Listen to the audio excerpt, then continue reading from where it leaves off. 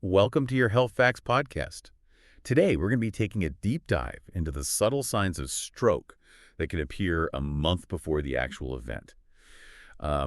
It's really crucial to be aware of these warning signs because early detection and getting to a doctor quickly can really make a huge difference.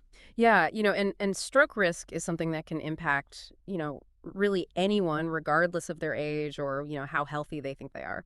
So let's kind of break down some of these, key symptoms that can actually show up weeks before a stroke happens. So first, if you have persistently elevated blood pressure, or what we call hypertension, that dramatically increases your risk of stroke. Right, and so how does that actually work? Well, so, when your blood pressure is high all the time, that puts a lot of stress on your blood vessels. And over time, that damage, it can weaken them, it can narrow them, and sometimes they can even rupture. Okay, so if a blood vessel in the brain bursts because of this pressure, what happens then? So that's what we call a hemorrhagic stroke, and it's basically bleeding in the brain. I see. Now, on the other hand, hypertension can also cause damage to the arteries that are bringing blood to the brain. And if those get narrow or blocked, well, that can lead to what's called an ischemic stroke, which is actually the most common type of stroke. Hmm, that makes sense. So besides high blood pressure, what other signs should we be looking out for? Well, another really big one is excessive fatigue. So if you're suddenly feeling really tired all the time, and it's not because you've been working out a lot or not getting enough sleep, that could be a red flag. Okay, so how is fatigue, how is that connected to stroke? So, fatigue can happen because there's not enough blood getting to the brain, right? And that can be because of things like narrowed arteries from that atherosclerosis we talked about, or maybe even a blood clot that's blocking blood flow. Uh-huh. So it's That like is. it's like the brain's not getting enough fuel to function properly, basically. Exactly, exactly. And sometimes this extreme fatigue can even happen before what's called a transient ischemic attack. Okay, a transient ischemic attack, what is that? Yeah, it's often called a mini stroke, and it's basically like a temporary interruption of blood flow to the brain. Oh, wow. Yeah, so, you get the same symptoms as a stroke, but they usually go away within 24 hours, and that's because your body actually kind of dissolves the clot, but it's a really important warning sign. Wow, that's scary. So it's like a little preview of what could happen. Exactly. Yeah. So it's definitely not something to ignore. For sure. All right, so we've talked about high blood pressure, we've talked about fatigue. What else should we be on the lookout for? Well, vision problems are a big one. So sudden changes in your vision, like blurry vision, double vision, or if you're having trouble focusing, those should never be ignored. So if you start seeing double or everything gets blurry, that's a sign that something could be wrong with the brain's blood supply. Exactly. Often vision loss happens because there's an artery that supplies the eye that's getting blocked. And that can be a sign of an ischemic stroke coming on. Wow, okay. So vision problems are definitely something to take seriously. What about headaches? Are those ever a warning sign? Yeah, so, not every headache means you're about to have a stroke, but a sudden, severe headache, like the worst headache you've ever had, that can be a warning sign.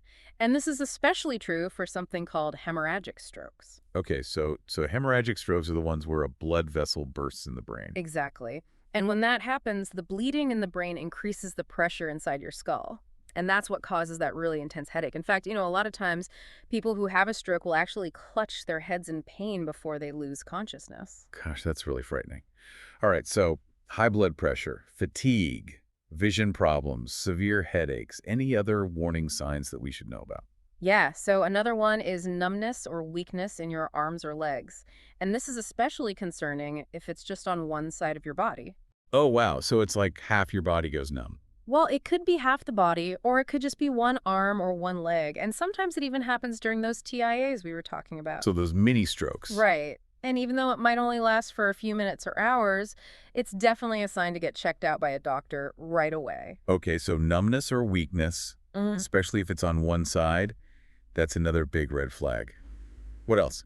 Well, speech problems can also be a warning sign. So if you suddenly have trouble speaking, maybe your speech is slurred or you can't seem to find the right words, that could be a sign of stroke. So it's like your brain is struggling to communicate with your mouth, basically. Yeah, and that's often a sign of a condition called aphasia, Aphasia, okay. which is basically a problem with understanding, formulating, and expressing speech. Got it.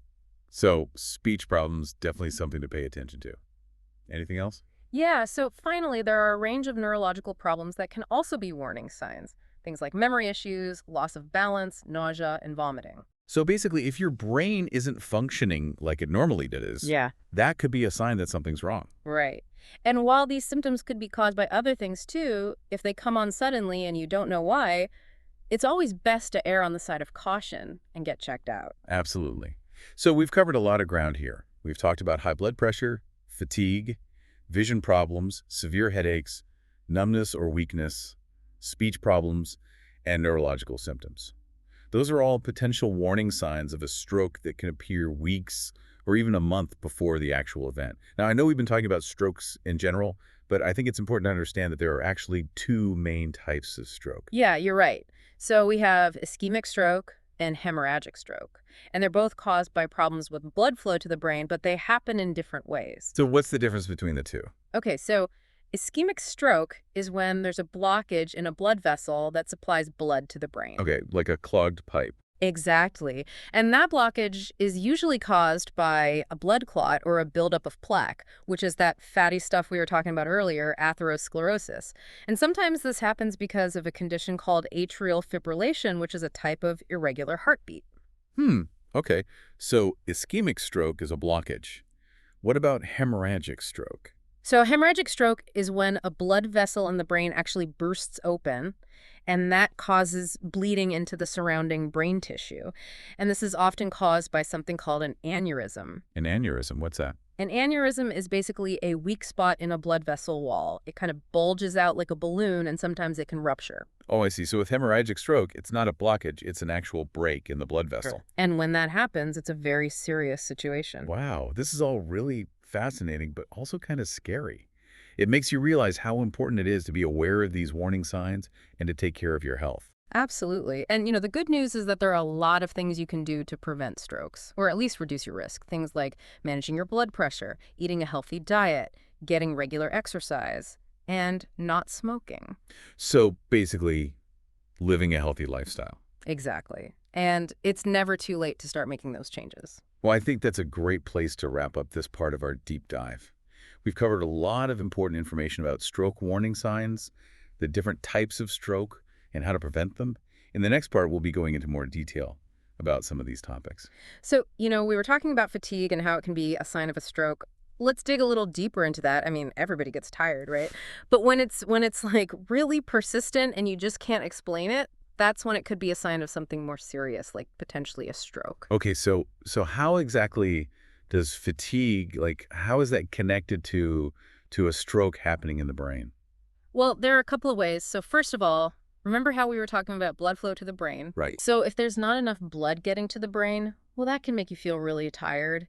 And that can happen if there's a blocked artery or, like we talked about, if the arteries are narrowed because of that atherosclerosis, that buildup of plaque. Right, right. So it's like the brain's not getting the oxygen and nutrients it needs, and so it's kind of running on fumes. Exactly, exactly.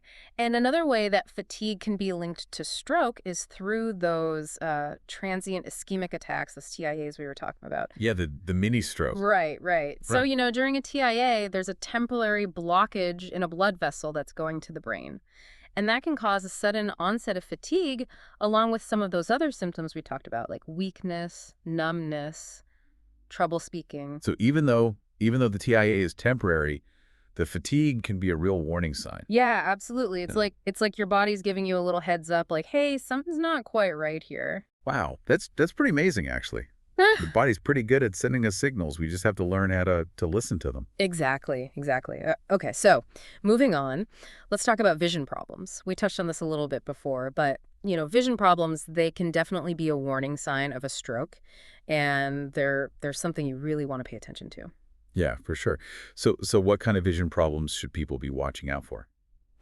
Well, one of the most common ones is blurry vision. Yeah. And that can happen when there's a blood clot or some plaque that's blocking an artery that goes to the eye. Or it could even be a blockage in part of the brain that's responsible for processing visual information. I see. So it could be the eye itself, or it could be the brain, or both. Right, right. And then another vision problem that can happen is double vision. Oh, wow. That sounds pretty scary. Yeah, it's also called diplopia, and it happens when your eyes aren't lined up properly. So the brain's getting two different images, and so you see double. And that can happen because of damage to the nerves or muscles that control your eye movements, which can occur during a stroke. Wow. So if you're seeing double, that's definitely a time to call the doctor. Absolutely, absolutely. And then, other things to watch out for are trouble focusing or loss of peripheral vision, like you can't see things out of the corner of your eye. Those can also be warning signs. Okay, so any sudden change in vision, Yeah. basically it's worth getting checked out. Exactly. Better safe than sorry. Okay, so, we've been talking about strokes in general, but I think it's helpful to kind of break down the two main types of stroke a little bit more. So we have ischemic stroke and we have hemorrhagic stroke. Right, right. And they both involve problems with blood flow to the brain, but they happen in different ways. Yeah. Exactly, exactly. So let's start with ischemic stroke because that's the most common type. It accounts for about 85% of all strokes. And basically what happens is there's a blockage in an artery that supplies blood to the brain. Okay, so it's like a clogged pipe. That's a great way to think about it. And that blockage can happen a couple of different ways. So sometimes a blood clot forms right there in the brain in an artery. And that's usually because of atherosclerosis, that buildup of plaque we keep talking about. Right. And then sometimes a blood clot forms somewhere else in the body, like in the heart, and it travels to the brain and gets stuck in an artery there. And that's called an embolic stroke. Oh, I see. So it's like a traveling blood clot. Exactly, exactly. And that can happen if you have atrial fibrillation, which is kind of a regular heartbeat. Okay. Okay, so that's ischemic stroke. Mhm. What about hemorrhagic stroke? What happens there? So, hemorrhagic stroke is when a blood vessel in the brain actually bursts open. Oh, Yeah, and that causes bleeding into the brain tissue. And it's often caused by those aneurysms we were talking about earlier. okay. So those weak spots in the blood vessel walls. Right. And there are actually a couple of different types of hemorrhagic stroke. There's intracerebral hemorrhage, which is when the bleeding happens inside the brain itself. And then there's subarachnoid hemorrhage, which is when the bleeding happens in the space between the brain and the membranes that surround it. Hmm. Okay. And those are less common than ischemic strokes, right? Yeah, that's right. But they tend to be more severe. Wow, that's pretty sobering. Yeah. So we've talked about ischemic stroke and hemorrhagic stroke. Mhm. Now, what about those aneurysms? I'm kind of curious to learn a little bit more about those. Sure, yeah. So, like we said, an aneurysm is a weakened, bulging area in the wall of a blood vessel. Why? And they can actually happen anywhere in the body, but we're talking about the ones in the brain, right? Right. And they're often described as looking kind of like a berry hanging from a stem. Not a very pleasant image, but. Yeah, no, I get it. So these aneurysms, can anyone get them? Yeah, pretty much. But they're more common in adults. And there are certain things that can increase your risk, like high blood pressure, smoking, and having a family history of aneurysms. Okay, so basically the same risk factors for stroke, basically. Pretty much, yeah. And a lot of times people don't even know they have an aneurysm until it ruptures. Oh, wow. So there are no symptoms. Well, sometimes there are warning signs, but they can be kind of vague. Like people might get headaches, especially really sudden, severe headaches, or a stiff neck, nausea, vomiting, sensitivity to light, vision changes, even seizures. Yeah, that sounds like a lot to watch out for. Yeah, I know. But the good news is that not all aneurysms rupture. A lot of people live with them their whole lives and never have any problem. Okay, well that's good to know. So how do you know if you have one? Well, there are some tests that doctors can do, like a CT angiogram or an MR angiogram or a cerebral arteriogram. Okay. And if you do have one, what can you do about it? Well, it depends. If it's small and not causing any problems, the doctor might just want to monitor it. But if it's large or if it's in a dangerous location, they might recommend surgery to repair it. Okay, so it's kind of a case by case basis. Yeah, exactly. But the important thing is to know your risk factors and to see your doctor regularly so they can keep an eye on things. So we've talked about these TIAs, these mini strokes. What exactly are the symptoms? Well, the symptoms of a TIA are pretty much the same as a stroke, but the big difference is that they don't last. So, you might have sudden weakness or numbness on one side of your body. You might have trouble speaking or understanding what people are saying. Vision problems are common, dizziness, loss of balance, things like that. Okay, so it sounds pretty serious. But if they go away quickly, does that mean you're okay? Not necessarily. Even if the symptoms disappear after a few minutes, it's still really important to see a doctor right away because a TIA is basically a warning sign that you could have a full-blown stroke in the future.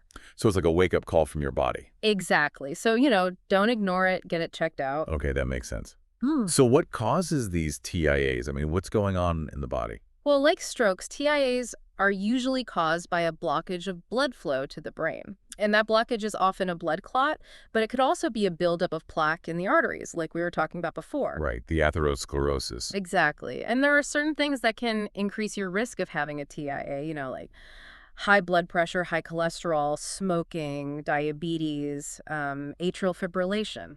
Okay, so a lot of the same risk factors for stroke. Right. And if you've already had a TIA, your doctor will probably want to talk to you about making some lifestyle changes and maybe put you on some medication to lower your risk of having a stroke. Right, so things like diet and exercise. Yeah, and they might prescribe medication to lower your blood pressure or your cholesterol, or maybe give you antiplatelet drugs to prevent blood clots, or even anticoagulants, which are blood thinners. Wow, so there are a lot of different options. Yeah, there are. And sometimes, if there's a lot of plaque buildup in the carotid arteries, which are the arteries in your neck that supply blood to your brain, your doctor might even recommend surgery to remove that plaque. Wow, that sounds pretty intense. It can be. But, the goal is to prevent a major stroke from happening, and sometimes that's what it takes.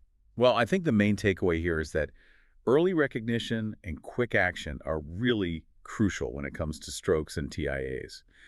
I mean, it sounds like the sooner you get medical attention, the better your chances of a good outcome. Absolutely.